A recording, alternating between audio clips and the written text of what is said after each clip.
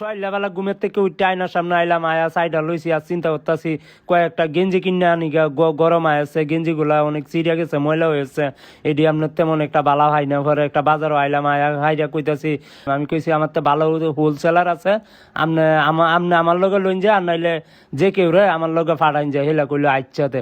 পরে ভাই একজন লোক দেয়া দিছে, হেরে লই আপনার উত্তরা 3 নম্বর সেক্টর জসিমউদ্দিন রুট রংধনু টাওয়ার ফ্যাশন গেঞ্জি। হ্যাঁ, ওয়াও একটা বিষয়। হ্যাঁ পরে আমার কয় ভাই আপনি গেঞ্জিটা ফিন্দা দেখুন কেমন লাগে। আমি কইছি সেই ভাই গেঞ্জি আছে কিনা শরীর এটা বুঝদাই হারতাছি না।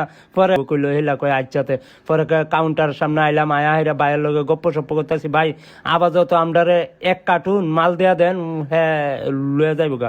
কয় আচ্ছাতে। পরে হ্যাঁ কোন ভাইয়ের লগে আলাপ করে কইতাছে, কয় 1 কার্টুন লই আও আর 2টা পার্সেল দিলেই হইব, কুরিয়ারে পাঠায় দিলেই হইব।